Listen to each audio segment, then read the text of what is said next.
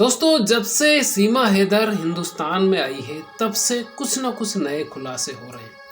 लेकिन थोड़ा सा आप सोचिए कि 2014 में यानी 2014 में एक रॉन्ग नंबर के जरिए गुलाम हैदर से दोस्ती होती है सीमा हैदर की, और 2015 में यानी 2015 में इनका पहला बच्चा होता है और 2019 में चौथा बच्चा हो जाता है। आप सोचिए, उसके बाद में 2019 में ही ये चला जाता है गुलाम हैदर सऊदी।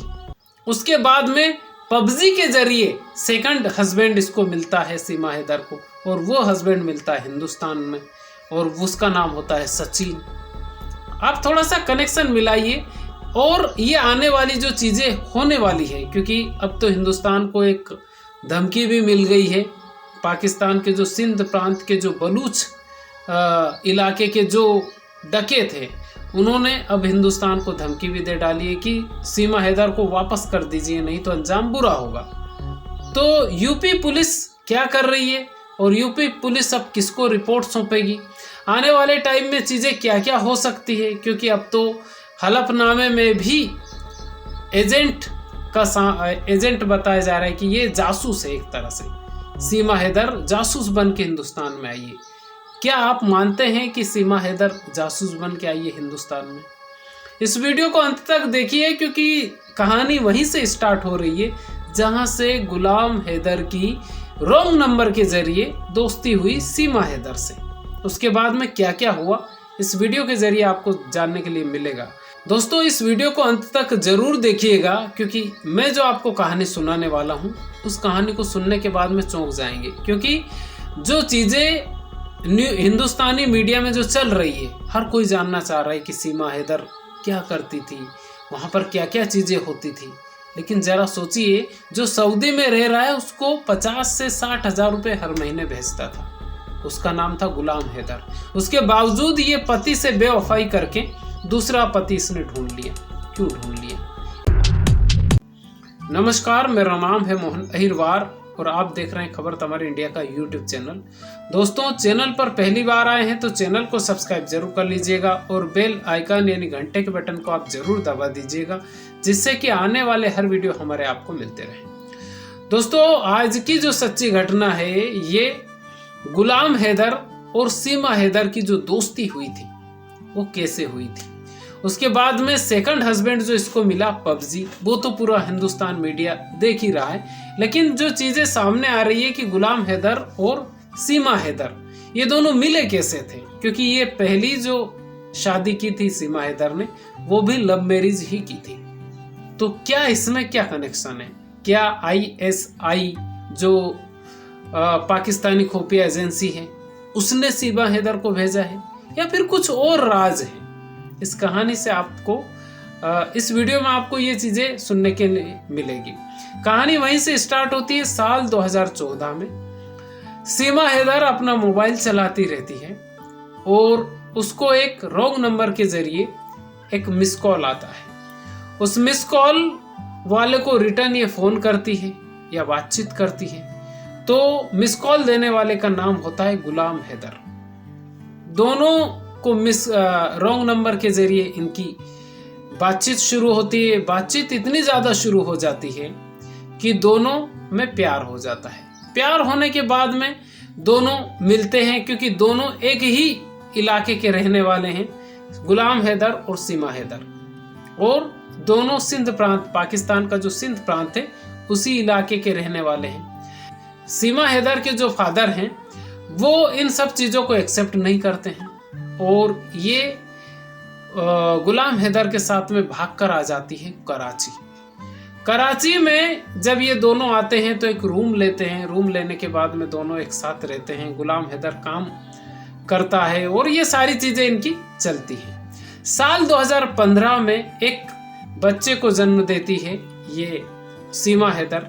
सोचिए, 2014 में इनकी दोस्ती हुई और 2015 में पहले बच्चे का जन्म होता है। उसके बाद में लगातार इनके 4 बच्चे होते हैं, यानी साल 2019 आ गया। साल 2019 में ये जो गुलाम हैदर है ये चला जाता है सऊदी, और सऊदी जब ये जाता है तो सारी चीज़ें इनके बीच में जो होती है कि एक पत्नी की ही मंजूरी से वो जाता है, यानी यही भेजती है, सारी चीज़ें होती हैं और वो चला जाता है। उसके बाद में ये पैसे भी भेजता है। लेकिन साल 2022 में साल 2021 में इसके पास में मोबाइल होता है, सीमा हैदर के पास। पूरा ध्यान से सुनिएगा, देखिए कहाँ पर चीज़ें क्या हो रही है। साल 2021 में ये पबजी खेलती रहती है। उसी बीच में सचिन, जो हिंदुस्तानी सचिन सिंह है, ये पबजी के जरिए इनकी दोस्ती होती है। 4 लोग पबजी में खेलते रहते हैं, वो चाहे किसी भी देश के हों लेकिन खेल सकते हैं। तो ये इसकी हिंदी बहुत अच्छी है और आप सुन ही रहे होंगे, सीमा हैदर की हिंदी बहुत अच्छी है। तो ये पबजी के जरिए इनकी दोस्ती होती है, फिर नंबर एक्सचेंज होते हैं और नंबर एक्सचेंज होने के बाद में ये दोनों मतलब ये जहाँ भी जाते हैं दोनों वीडियो कॉल के जरिए बातचीत करते हैं, क्योंकि कॉलिंग तो नहीं हो सकती, ऑडियो कॉल, तो वीडियो कॉलिंग के जरिए इनकी बातचीत होती है। फिर ये 2022 निकल जाता है बातचीत करते हुए, फिर साल 2023 हो जाता है। 10 मई से पहले ये दोनों बातचीत करते हैं कि अब मिलना है। दोनों जब मिलने के लिए राजी होते हैं तो इस बीच में आप ध्यान रखिएगा कि गुलाम हैदर पैसे भेजता रहता है। और ये बात वहाँ जिस रूम में ये लोग रह रहे थे, गुलाम हैदर और सीमा हैदर, उसके मकान मालिक ने बताई है कि ये दोनों ये गुलाम हैदर पैसे भेजता रहता था सीमा हैदर को, उसके बावजूद ये गायब हो जाती है। लेकिन साल 2023 में शारजहां से होते हुए सीमा हैदर नेपाल आती है। नेपाल में सचिन पहले से तैयार होता है, क्योंकि इनकी बातचीत तो होती ही रहती है। और नेपाल में जब ये लोग मिलते हैं पहली बार, तो इनकी जो भी क्योंकि दोनों एक दूसरे से प्यार करते हैं, तो वहाँ पर एक होटल में रूम लेते हैं, वहाँ पर एक किसी मंदिर में शादी करते हैं। 8 दिनों तक एक साथ रहते हैं, 7 दिनों तक। और उसके बाद में फिर ये वादा करते हैं कि किसी भी तरह से अब साथ में रहना है, अब अलग अलग नहीं रहना है। यहाँ तक जब ये पहली बार नेपाल आई थी सीमा हैदर, तो किसी को भी पता नहीं चला कि ये कहाँ गई 7 दिनों के लिए। और अभी तक किसी को भी पता नहीं है पाकिस्तान में कि सीमा हैदर क्या कर रही है। उसके बाद में ये वापस जाती है पाकिस्तान में ये जाती है। वहाँ पर फिर ये अपना वीज़ा तैयार करवाने के लिए वहाँ पर बातचीत करती है। पता चलता है कि बहुत पैसा खर्चा होगा, तो सीमा हैदर उसकी जो ज़मीन होती है वो 12 लाख रुपए में बेच देती है। कुछ ज़मीन होती है उसको बेच देती है, और बेचने के बाद में ये इसके बच्चों का जो वीज़ा है, पासपोर्ट है, ये सारी चीज़ें तैयार करवाती है। यहाँ तक भी किसी को पता नहीं चला। न्यूज़ के हिसाब से मैं आपको बता रहा हूँ कि किसी को पता नहीं चला। उसके बाद में ये सीमा हैदर उस मकान मालिक को ये बोलकर आती है, 10 मई को पहली बार ये घर से निकलती है और ये के बोलकर आती है कि ये उसके गांव जा रही है, सिंध प्रांत। और सिंध प्रांत में जब ये जा रही, ये बोल के आई, तो किसी ने भी ये खोज खबर नहीं की कि सच में सिंध प्रांत जा रही है कि अदर प्रांत जा रही है, ये कहाँ जा रही है। जब ये दोनों यानी कि ये सीमा हैदर उसके बच्चों को लेकर शारजहां से होते हुए हिंदुस्तान में आ जाती है। हिंदुस्तान में आने के बाद में ये नेपाल से होते हुए, क्योंकि इनकी बातचीत तो हो ही रही थी, तो बस कंडक्टर के जरिए सीमा हैदर नेपाल में आने के बाद में बस कंडक्टर के जरिए सचिन से बातचीत करती है। बातचीत करने के बाद में ये ग्रेटर नोएडा में आ जाती है, जहां पर सचिन रह रहा है। वहां पर ये 1:30 या 2 बजे के आसपास रात में पिकअप करता है, अपने घर पर लेकर जाता है, यानी कि रूम ले लेता है। और रूम लेने के बाद में ये वहां पर रह रहा है। लगभग 1.5 महीने तक ये रह रहा है, दोनों पति पत्नी के तौर पर रह रहे हैं। उसके बावजूद पाकिस्तान में 1.5 महीने तक किसी को भी नहीं पता चलता है कि सीमा हैदर कहाँ है।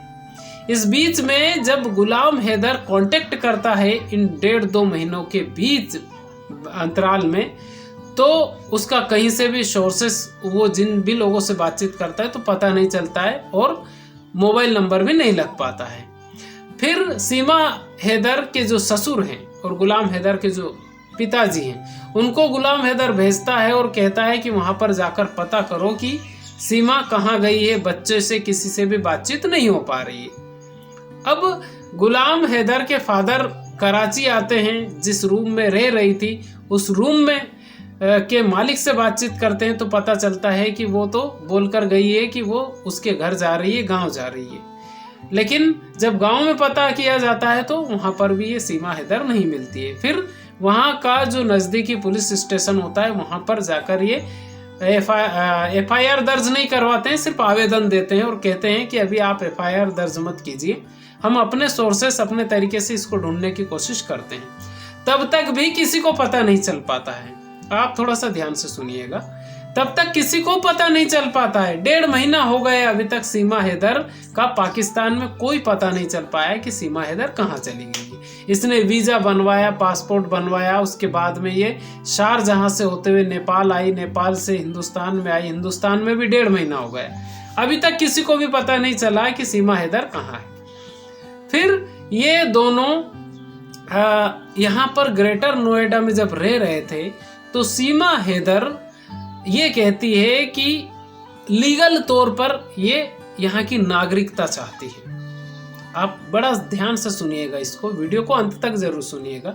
ये जब नागरिकता चाहती है तो ये एक वकील से मिलने जाता है और वकील इसके ही वाला होता है, सचिन को जान पहचान वाला था वो, और उस वकील के पास सीमा हैदर को जाता है। सीमा हैदर इसके डॉक्यूमेंट्स बताती है और डॉक्यूमेंट्स जब वो वकील देखता है तो वो वकील लिख कर देता है बात को कि ये जो महिला इस सचिन के साथ रह रही है और 4 बच्चे हैं ये भी इसके नहीं है, और ये जो महिला है ये भी यहाँ की नहीं रहने वाली है, ये पाकिस्तान की रहने वाली है। तो वो जो वकील होता है वहाँ के नज़दीकी पुलिस थाने को कांटेक्ट कर देता है और पुलिस को बुला लेता है। उसके बाद में उस रूम से अरेस्ट किया जाता है सीमा हैदर को और सचिन को, इसके बच्चों को, सबको ही अरेस्ट किया जाता है। बताया ये जाता है कि जब अरेस्ट हो जाता है उसके बाद में इसको पुलिस कस्टडी में रखा जाता है, जेल में रखा जाता है। वहाँ पर सीमा हैदर को भी प्रताड़ित किया जाता है और सचिन को भी प्रताड़ित किया जाता है। सीमा हैदर के अनुसार जो व्यक्ति हिंदुस्तान में सीमा हैदर पर हाथ उठाता है वो कोई पुलिस वाला होता है और वो पुलिस वाला मुस्लिम होता है। ये सीमा हैदर का बयान है और ये कहा है उसने कि वो नाम नहीं बताना चाहती। बाकी जितने भी पुलिस वाले थे सब अच्छा बर्ताव कर रहे थे, सीमा हैदर और सचिन से बहुत प्यार कर रहे थे और सारी चीजें अच्छी हो रही थी। सिर्फ एक पुलिस वाला था जो कि इनको टॉर्चर कर रहा था और गालियां भी दे रहा था, ऐसा सीमा हैदर का कहना है। जब ये चीजें होती है उसके बाद में फिर जांच पड़ताल होती है, पूरी चीजें ये बताती है, पूरे फोटो बताती है गुलाम हैदर के और सारी चीजें बताती है और वहां पर इनको जमानत मिल जाती है। जमानत मिलने के बाद में अब पूरी मीडिया पीछे पड़ गई है। अब क्या होगा ये आप सुन लीजिए, क्योंकि जब लखनऊ में बैठे हुए बड़े जो आला अफसर हैं उनसे किसी न्यूज़ रिपोर्टर की बातचीत हुई और बड़े न्यूज़ रिपोर्टर हैं आज तक के, उनसे जब बातचीत हुई तो उनको ये कहा गया कि ये जो केस है अभी इसकी पूरी जांच पड़ताल होगी। सीमा हैदर जो भी चीज़ें कर रही है, जो भी चीज़ें बता रही है, वो कहाँ तक ये सही कर रही है। इस बीच में कल एक धमकी मिली हिंदुस्तान को और ये बलूच, जो पाकिस्तान का जो बलूच इलाका है, उस एरिया के जो डकैत थे उन्होंने धमकी दी है कि सीमा हैदर को वापस पाकिस्तान भेज दीजिए, नहीं तो अंजाम बुरा होगा, और बहुत सारी चीज़ें उन्होंने कही है।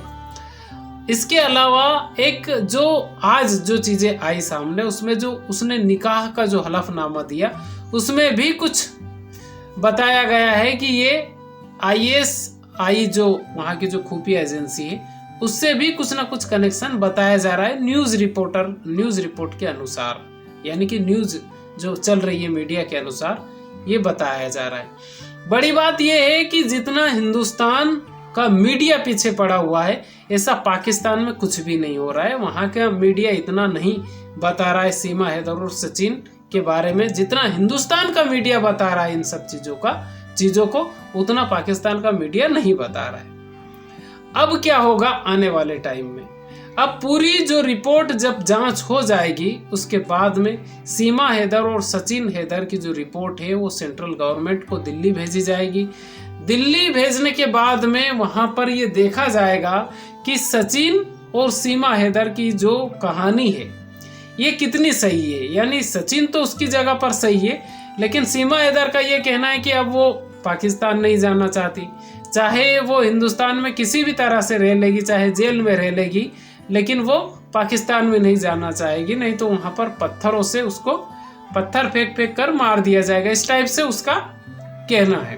तो अब जो चीजें होने वाली है वो ये है कि जो सेंट्रल गवर्नमेंट ये तय करेगी कि सीमा हैदर अगर सही है तो फिर उसको हो सकता है दया का भाव कर ले और उसको हिंदुस्तानी नागरिकता दे दे, या फिर इन्होंने एक शादी भी कर ली आज से कुछ महीने पहले, तो हो सकता है कि सचिन की पत्नी के तौर पर उसको हिंदुस्तानी नागरिकता मिल जाए, चीजें यहाँ पर हो जाए। अगर सीमा हैदर कहीं से भी गलत निकली तो उसको पाकिस्तान में सौंप भी दिया जाएगा, ये सच है, इसमें कुछ भी डाउट नहीं है। अगर वो कहीं भी गलत पाई जाती है, क्योंकि वो गैर कानूनी तरीके से हिंदुस्तान में आई है, और अगर वो कहीं भी गलत पाई जाती है तो उसको सौंप दिया जाएगा। इसमें कहीं भी दया का भाव शायद नहीं होगा, जहां तक चीजें सामने आ रही है उस हिसाब से तो नहीं होगा। तो दोस्तों, ये सीमा हैदर और सचिन सिंह की जो कहानी है, पूरा हिंदुस्तान का मीडिया इसमें लगा हुआ है। एक एक चैनल वाला दिन में 2-2 बार जाकर इंटरव्यू ले रहे हैं और पूछ रहे हैं कि सही क्या है, गलत क्या है। लेकिन होना भी चाहिए, हो सकता है सीमा हैदर कुछ वहाँ की चीज़ों पर अगर लिप्त हो, पाकिस्तान की जो खुफिया एजेंसी अगर उनसे मिली हुई होगी तो हिंदुस्तान को नुकसान भी तो हो सकता है। इसलिए भी जांच पड़ताल करना बहुत ज़रूरी है। अगर चीज़ें सही होगी तो दूध का दूध पानी का पानी हो जाएगा, कोई दिक्कत वाली बात नहीं है। तो दोस्तों, ये थी कहानी जहां सर, लेकिन बात यह है कि 2 शादी सीमा हैदर ने की है, दोनों लव मैरिज की है। पहली शादी से 4 बच्चे हैं, दूसरी शादी अभी हुई है कुछ महीने पहले। पहली शादी रॉन्ग नंबर के जरिए हुई थी, दूसरी शादी पबजी के जरिए हुई है। अब ये इसका अंजाम क्या होगा, ये तो पूरी निष्पक्ष जांच होने के बाद ही समझ में आएगा कि अब सीमा हैदर और सचिन की स्टोरी का अंत कैसे होगा। तो ये थी सीमा हैदर और सचिन सिंह की जो कहानी, जो कि कल मैंने जो आपको कहानी सुनाई थी उसमें बहुत सारी चीजें नहीं बताई गई थी, क्योंकि जो चीजें सामने आ रही है, क्योंकि अभी मेन जो फैक्टर है वो उत्तर प्रदेश सरकार और उत्तर प्रदेश सरकार की जो मतलब यूपी पुलिस की जो रिपोर्ट होगी उस पर डिपेंड करेगा कि सीमा हैदर कितना सही बोल रही है। उसके बाद में फिर सेंट्रल गवर्नमेंट के पास जो रिपोर्ट जाएगी उसमें पता चलेगा कि ये अब क्या कर सकते हैं, क्योंकि मेन जजमेंट देने वाले सेंट्रल गवर्नमेंट ही है। तो ये वीडियो आपको कैसा लगा आप कमेंट करके ज़रूर बताइएगा। चैनल पर पहली बार आए हैं तो चैनल को सब्सक्राइब जरूर कर लीजिएगा। खुश रहिए, अपने माता पिता का ख्याल रखिए। अगर आपके घर में आपके दादा दादी हो तो दिन में यानी 24 घंटे में 1 घंटा उनके पास जरूर बैठिएगा, क्योंकि वो जो आपको नॉलेज दे सकते हैं वो वैसा नॉलेज आपको किसी भी यूनिवर्सिटी में देखने के लिए सुनने के लिए नहीं मिलेगा। बहुत बहुत धन्यवाद आपका।